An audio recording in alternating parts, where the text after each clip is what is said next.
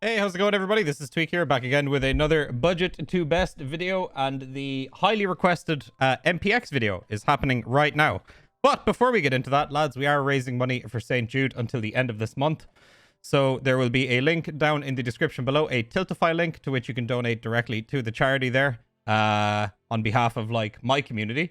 So far we have raised $13,300. Which is just absolutely insane. Our goal is 20,000. So hopefully we can hit that in the next week or so. We'll see. If not, it's still a really awesome amount of money that we've raised. And I can't thank you guys enough to all these people who have helped raise this money on behalf of myself and the show and our community. It's really cool. So yeah, links down in the description. And with all that being said, let's get into the video. So as I said, today we're going to be having a look at the MPX. So base stats on the MPX are already really good. You've got 35 and 173 on the recoil ergonomics of 59. So the worth 1 MPX, it's going to be relatively cheap. This is definitely going to be a gun that you can use in the early game. There's nothing really fancy about this at all, other than we have added the stubby. And we added a PK06. That's literally it. So if we go in here, and these are the three. Oh, we also added a flashlight as well. The flashlight laser combo, the X400, you guys know it well. So if you want to purchase all of these, you're only looking at 30k. So it is super, super cheap. And it just gives you an optic, just so you don't have to use the iron sights. You can take the iron sights on or off if you want. It's completely up to you. Of course, the laser option is completely up to you as well. And if you want to use a different stubby grip, that is totally up to you. Whatever grips you have available, slap them on there. And of course, the sight is completely up to you guys as well. So that's only going to set you back about 30k. So I'm just going to grab it there. And we will go take it into a quick little factory raid. I'll give you guys a look at how it performs. And then from the original stats of the gun, you're effectively just dropping down the recoil a pretty marginal amount. Very, very similar to my MP5 video, lads. It's yeah, it's not really worth modding. It's kind of fun to mod. You know, if there was one thing I was going to say you'd want to put onto this gun, would probably be extra ergonomics. But for the early game, this would be an early game gun. You'll see a lot of people running. This will work really, really well. So I'm going to take it into a factory run. I'll give you guys a look at how she performs.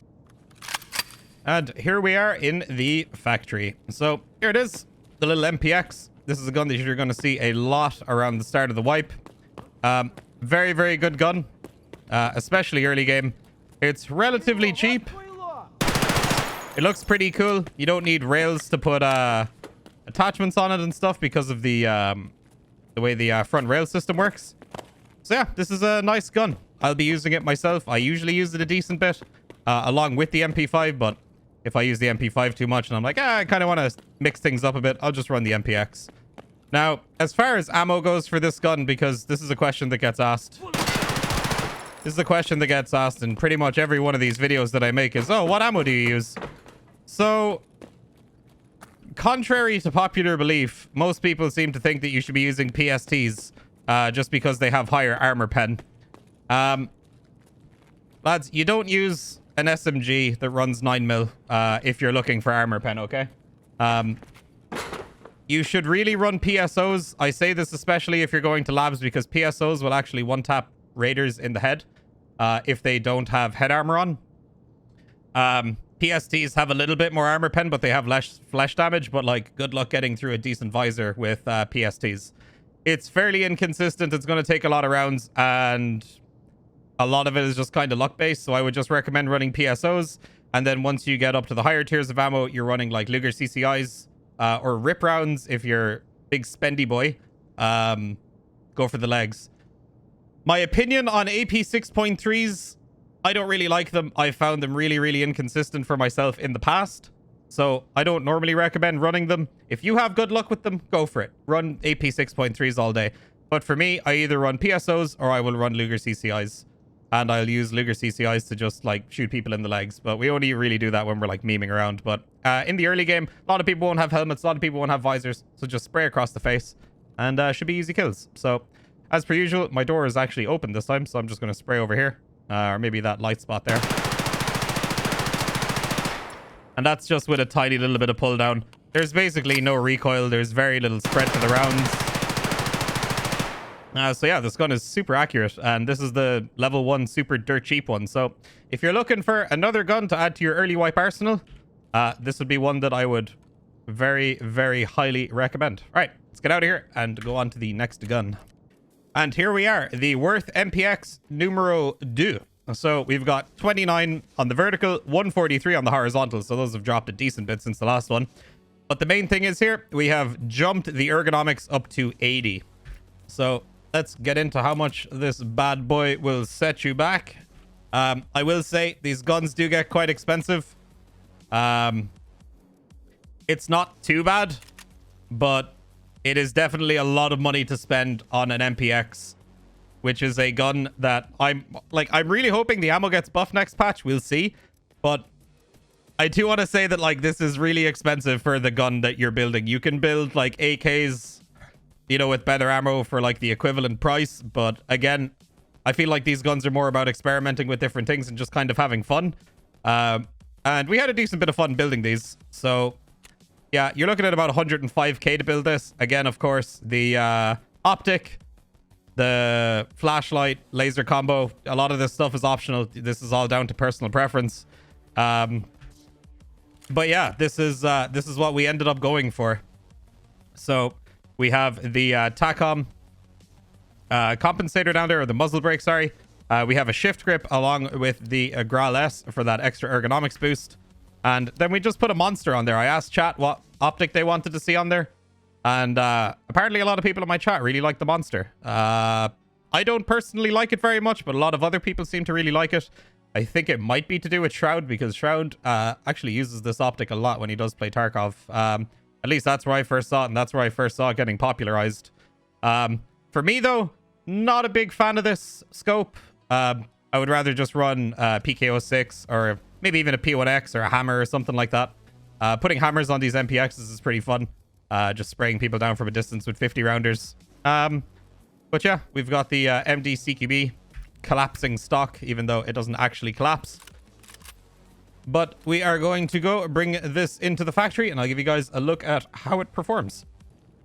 And here we are. So one other thing that I failed to mention, if you want to suppress this gun, go ahead and slap a suppressor on it. It's completely up to you. The only reason I didn't put a suppressor on this gun this time around is because I'm trying to keep the gun builds somewhat consistent-ish across the series, so that, you know, the level 1 gun is worth between, you know, 20 to 40k, and then the second tier of gun is worth about, do I have contacts on? No, I don't. What's with that weird sound effect? But yeah, I'm trying to keep the gun prices kind of consistent across the series, so that the second tier is worth anywhere from 100 to 150k. And then, you know, tier 3 is like somewhere between 200 to 300k plus, depending on what gun it is.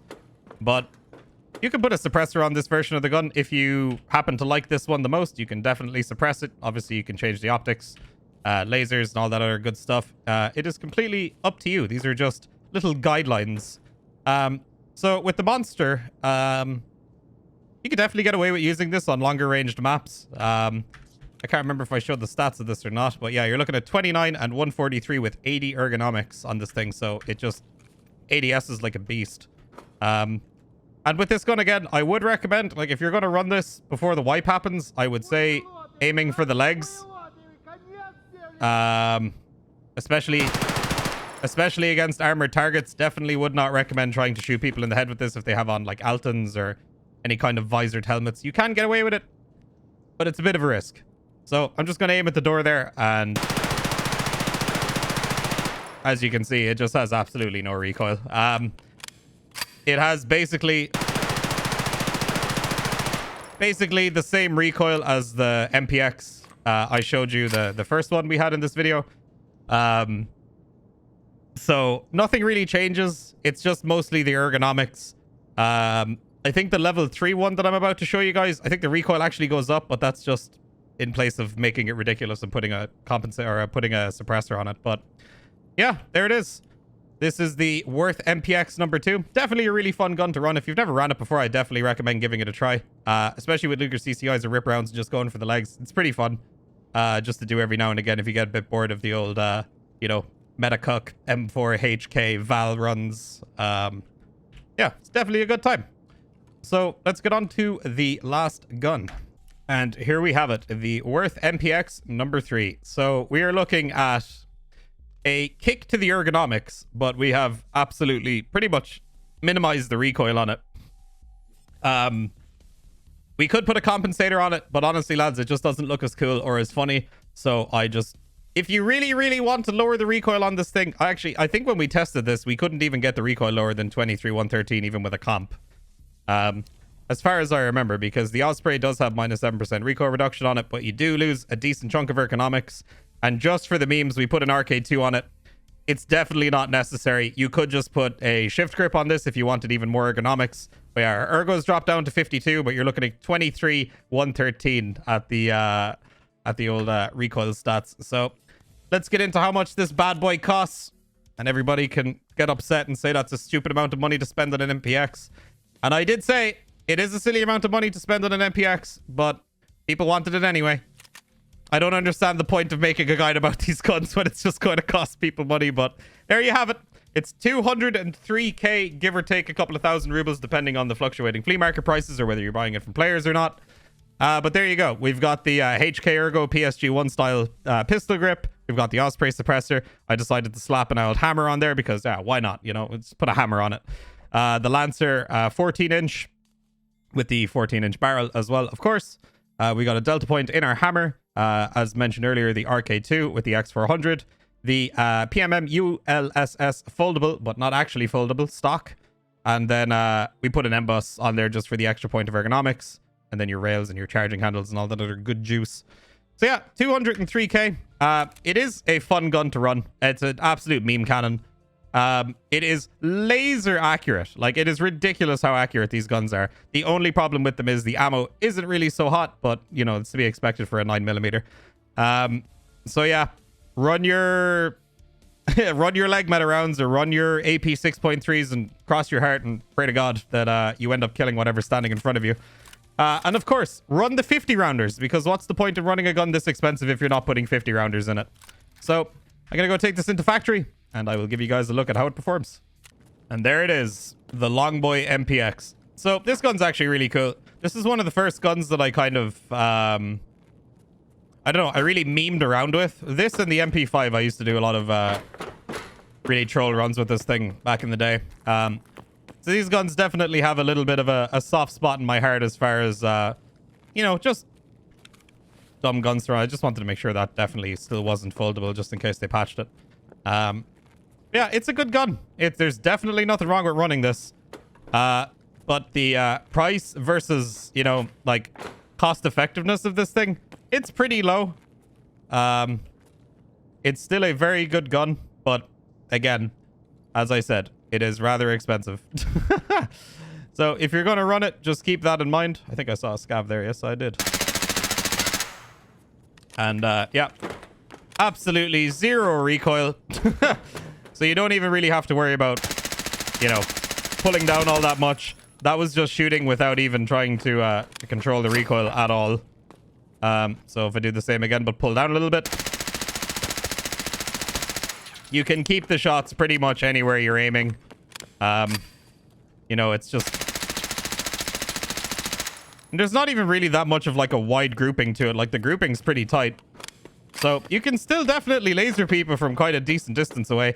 The only thing you have to remember is that if you're using a high-powered scope on this for whatever reason, and you're on shoreline or you're on woods or something and somebody's really far away, just make sure to like aim head height to hit the legs or chest height to hit the legs, depending on how far away they are. And if they're really, really far away, aim above their head and just hope the bullets kind of land where the legs are.